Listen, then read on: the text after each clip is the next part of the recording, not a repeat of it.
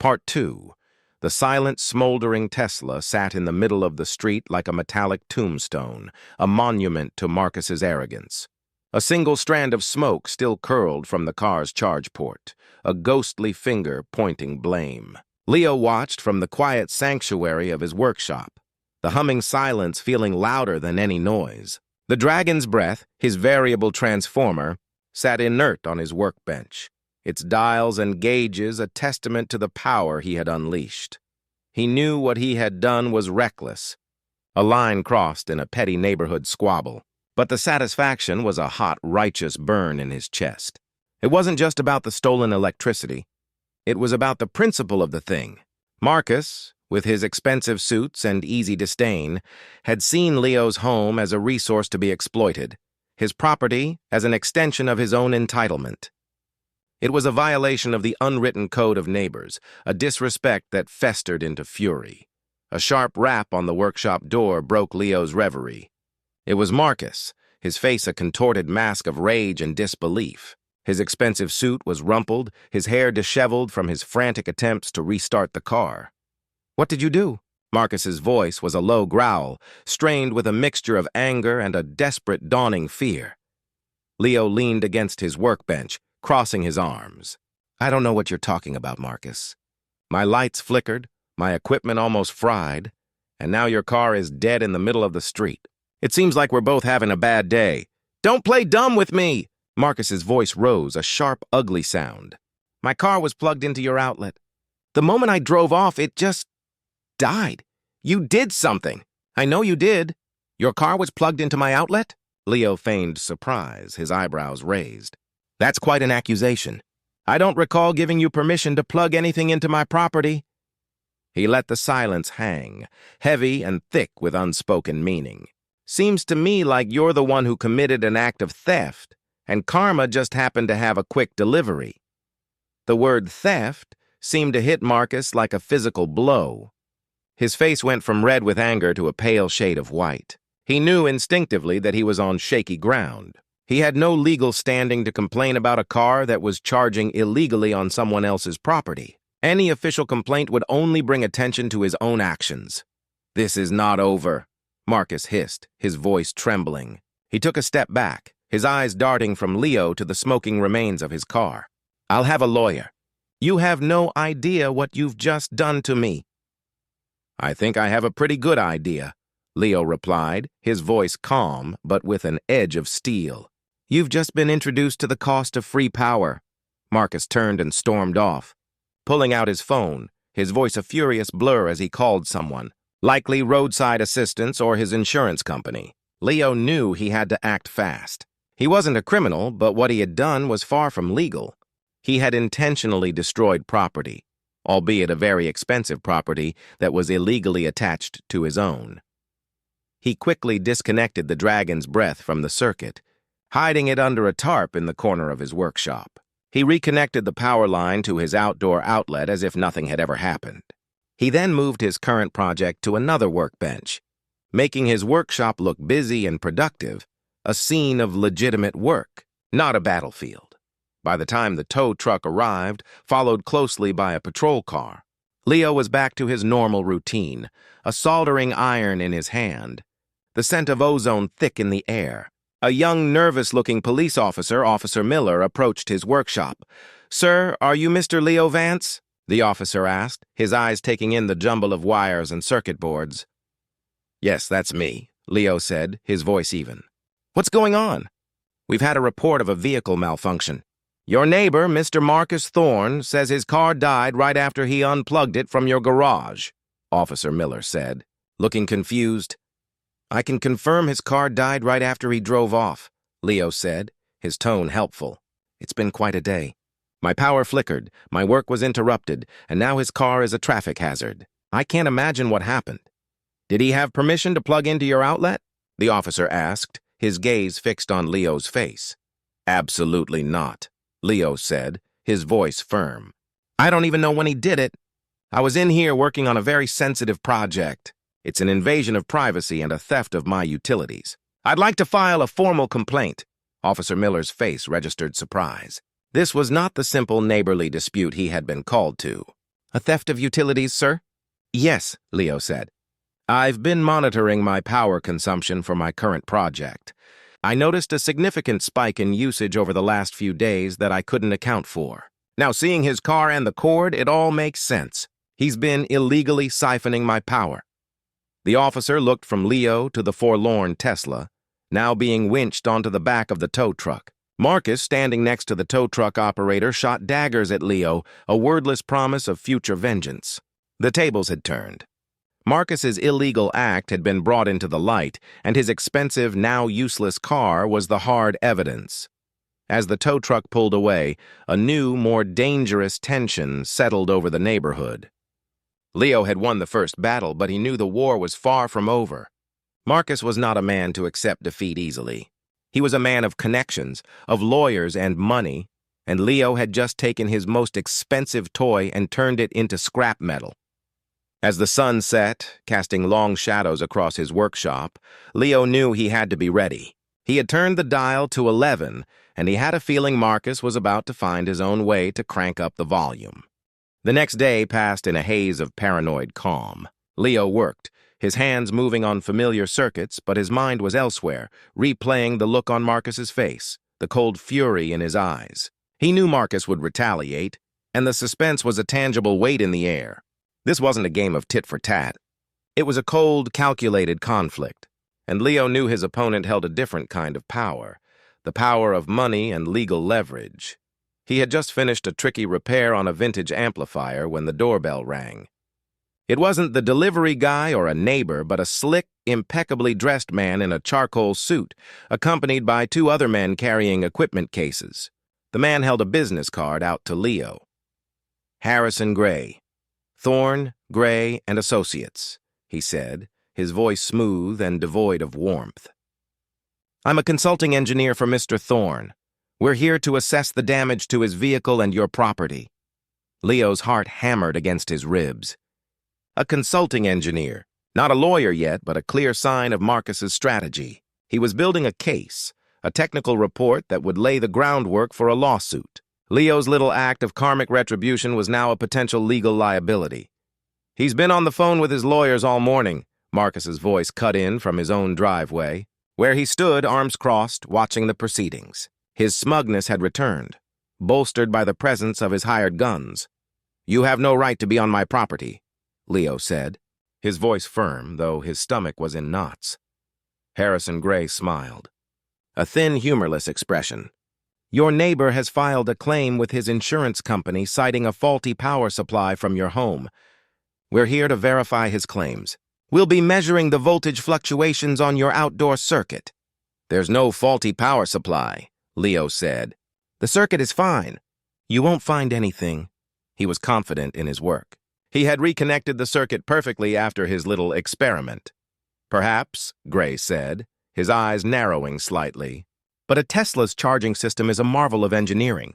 For it to fail in such a spectacular way suggests a massive, anomalous power surge. We'll find the evidence. Leo watched, a knot of dread tightening in his gut, as one of the men connected a sophisticated-looking diagnostic tool to the outlet. The device had a digital readout, and he knew it would show nothing unusual now. But what about the other outlets in his workshop? What if they wanted to test his main breaker? The possibility of them finding the dragon's breath even under the tarp was a chilling thought. I need you to leave. Now, Leo said, his voice dropping to a low, dangerous tone. I'm calling the police. You're trespassing. Gray held up a hand. That won't be necessary. We have what we need. He gestured to the technician who disconnected the device. The initial reading is within acceptable parameters. However, Gray added, his eyes meeting Leo's, a transient event like this would leave a ghost in the system. We'll be back with more advanced equipment, and we'll be seeking a court order to examine your internal wiring and any devices you may have that could have caused this. He handed Leo a slip of paper. Consider this a pre-litigation notice.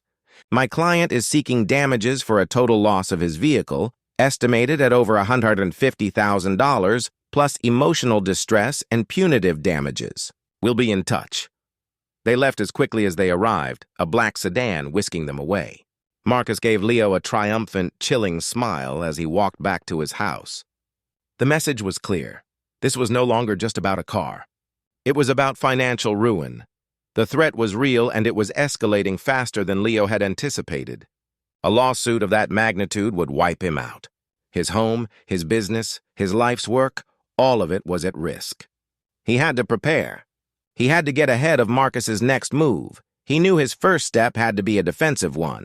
He went straight to his computer and began searching for lawyers specializing in property and utility law.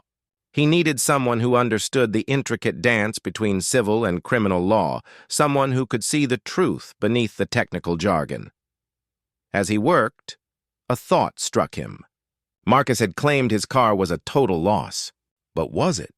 He knew how a Tesla's systems were designed. They were sophisticated, yes, but also compartmentalized. A power surge would likely have fried the charging port and the battery management system, but would it have destroyed the entire vehicle? A new, desperate idea began to form in his mind. He had to see the car. He had to verify the damage for himself. He needed to know exactly what he was up against. The next move couldn't be a reaction. It had to be a preemptive strike. The sound of his phone vibrating with an incoming email jolted him. It was a formal notification from Thorne, Gray, and Associates. Attached was a detailed report with schematics of the Tesla's charging system and an analysis of the anomaly that had caused the failure. It was filled with technical terms and legal threats. At the bottom, in bold, was a chilling final line. Restitution will be sought for the full value of the vehicle and all associated legal fees. The cost of your actions will be significant. The pre-litigation notice was a gauntlet thrown. Leo stared at the document on his screen, the numbers for total loss and punitive damages swimming before his eyes, a cold, hard slap of reality. The paper trail had begun, and with it the emotional stakes had been ratcheted up to a breaking point. He was no longer just a neighbor in a feud. He was a potential defendant, facing financial ruin. He made a decision. He wasn't going to wait for the next volley from Marcus's legal team. He had to take the initiative.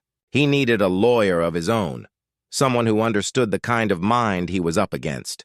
He scrolled through the list he had compiled, his eyes finally settling on a name that stood out: Elias Thorne, a specialist in intellectual property and corporate law with a reputation for being a shark.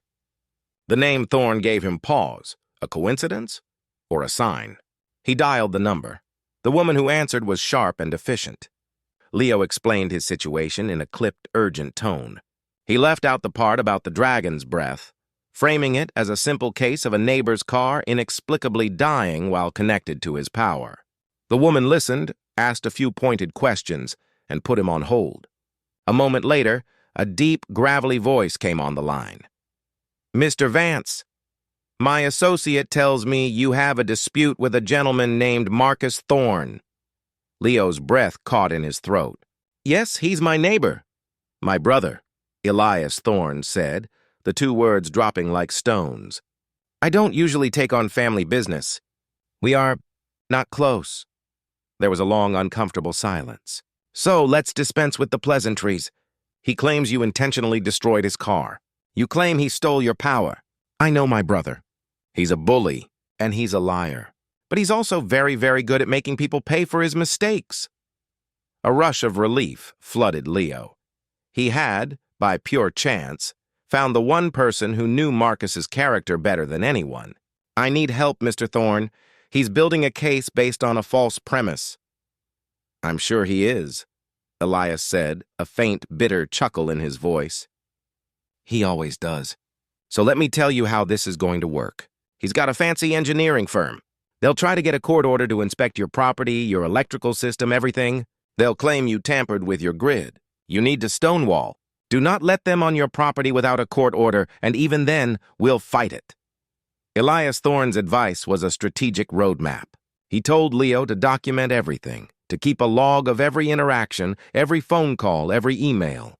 He told him to say nothing more to Marcus or his associates. They were playing a game of information, and Leo was no longer to be the open book. "We have to get ahead of this," Elias said. "You say the car's a total loss. I'd bet my practice that's a lie. He's trying to scam his insurance company and get a new car on your dime. Tesla cars are designed with sophisticated power surge protection. It would take a hell of a lot to fry one completely. We need to verify the damage for ourselves. We need an independent inspection. I'll get the ball rolling on a legal discovery motion." The call ended, but Leo's head was swimming with a new, emboldened sense of purpose. He wasn't just a victim anymore. He was a player in a high-stakes chess match. He knew Elias was right. He had to get to that car. That evening, a text came through on his phone from an unknown number. "Be at the impound lot at 10 p.m., Southside Towing. I've arranged for someone to give us a tour." The message was unsigned, but Leo knew who it was from.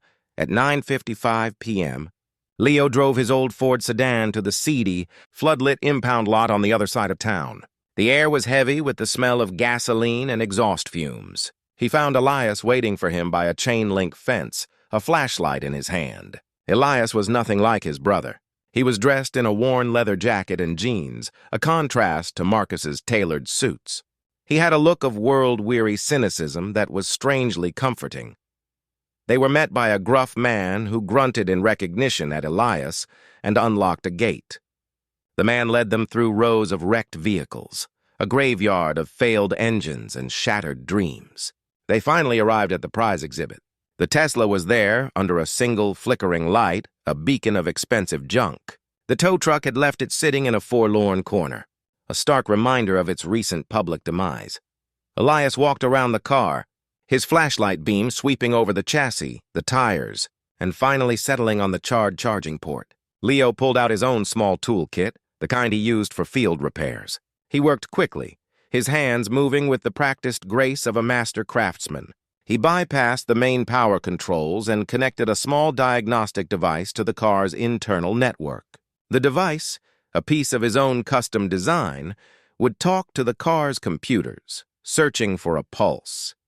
He watched the screen on his device, waiting, his heart pounding a frantic rhythm against his ribs. The screen was black for a long moment, then a series of numbers and codes began to scroll, a language only he could understand. The screen flashed, then a single word appeared, bright and bold against the dark display. "Online." A slow, triumphant grin spread across Leo's face. He knew what that meant. The car's main computer was still functional. The core systems were intact. Marcus had lied. The car was not a total loss. It was damaged, yes, but it was repairable. Marcus's entire lawsuit, his entire claim of total destruction, was a house of cards built on a foundation of deception. Leo had the proof. His revenge was no longer just about getting even. It was about exposing a lie. Part 5, the word "online" flashed on the small screen of Leo's device, a beacon of truth in the dim, grimy impound lot. Elias Thorne, watching over his shoulder, let out a low whistle. "Well, I'll be damned. The kid's a liar." "He didn't just lie," Leo said, his voice a low, fierce whisper. "He tried to turn a simple repair job into a total loss claim. He's committing fraud. And not just against you," Elias added, a thin smile on his face. "Against his own insurance company. They'll have a field day with this." Elias's cynical demeanor had melted away, replaced by a glint of predatory excitement. This wasn't just a legal case anymore. It was an opportunity to expose his brother's greed, a chance for a kind of justice only family could truly appreciate. Leo carefully disconnected his diagnostic tool, pulling the cables with the gentle precision of a surgeon. The device had done its job. He had his proof. Now the hard part began, proving it to a judge and jury who would likely see him as a disgruntled neighbor who had intentionally damaged a luxury car. "This is our leverage," Elias said, patting Leo on the shoulder. "We'll wait for them to file the lawsuit, then we'll hit them with our counterclaim. Utility theft, property trespass, and attempted insurance fraud. Marcus is playing a high-stakes game of chicken. He doesn't know you're not afraid to swerve." As they walked back to their cars, the gruff impound lot manager looked at them with a newfound respect. He had seen countless people lose everything, but he had never seen anyone so quickly turn the tables. The next few days were a blur of legal preparation. Leo spent hours with Elias, meticulously going over every detail of the incident, from the humming sound in his workshop to the moment he turned the dial to 11. Leo, for his part, was completely honest. revealing the truth about the variable transformer he called the dragon's breath. He knew he couldn't hold anything back from his own lawyer. Elias listened intently, his expression unreadable, and then simply nodded. He was an attorney, not a moral judge. He didn't care about Leo's intentions. He cared about the facts and how to present them. "We will not hide the truth," Elias said. "We will frame it as a professional's reasonable response to a significant threat to his property and livelihood. We'll argue that you were simply testing the limits of the circuit after a significant unauthorized drain. The fact that his car couldn't handle the standard voltage fluctuations of a residential power line is not your fault. It's an engineering failure on his part. It was a brilliant legal maneuver, a defensive strategy that painted Leo as a victim and Marcus as the perpetrator. It was a complete reversal of the narrative Marcus had been so eager to create. The inevitable lawsuit arrived via certified mail 2 days later, a thick manila envelope filled with legal jargon and demands. The claim was for a staggering amount, a figure so large it was clearly meant to intimidate Leo into a quick settlement. But it was no longer intimidating. It was a formality. The first hearing was scheduled a week later, a preliminary motion in a stuffy, impersonal courtroom. The judge was a no-nonsense woman with tired eyes who looked like she'd heard every kind of neighborly dispute imaginable. Marcus was there, of course, with his consulting engineer, Harrison Gray, and an army of lawyers from Thorne Gray and Associates. Marcus's face was a mask of cold fury, his eyes darting to Leo with a look that promised a long, drawn-out war. Elias Thorne, dressed in a simple, well-worn suit, stood next to Leo. He looked calm, almost bored. Marcus's lawyers began their presentation, a rehearsed performance about a homeowner's negligence, a destroyed luxury vehicle, and a clear case of intentional malice. They presented the engineering firm's initial report, which conveniently omitted any mention of utility theft. They were painting a clear picture of Leo as a vindictive, small-minded man who had caused hundreds of thousands of dollars in damage. And then it was Elias's turn. He rose slowly, his voice clear and resonant. "Your Honor, we don't dispute that the car is non-operational. We don't dispute that it was plugged into my client's garage. What we do dispute is the nature of the alleged total loss and the circumstances surrounding its failure." He paused, letting his words sink in. "My client, Mr. Vance, is a professional electrical engineer. He noticed a significant and unauthorized drain on his power supply. He was simply testing the line to ensure his own sensitive equipment was not at risk. The fact that the plaintiff's vehicle, a sophisticated piece of technology, could not handle a standard voltage fluctuation is a matter of poor engineering and a gross overstatement of the damages." He walked to the plaintiff's table, his eyes locked on Marcus's. "Furthermore, my client would like to introduce a countersuit. We have conclusive proof that the plaintiff, Marcus Thorne, illegally stole utilities from my client. We also have evidence that the car is not a total loss and that Mr. Thorne is attempting to commit insurance fraud." Marcus's face went from a smug sneer to a look of pure, unadulterated shock. His eyes widened and he shot a desperate, frantic look at his lawyers. They, in turn, were staring at Elias with a mixture of confusion and professional alarm. The tide had just turned. The hunter had become the hunted. Leo watched the slow, beautiful unraveling of Marcus's plan, a feeling of deep satisfaction washing over him. The checkmate was coming, and Marcus had no idea what to do next.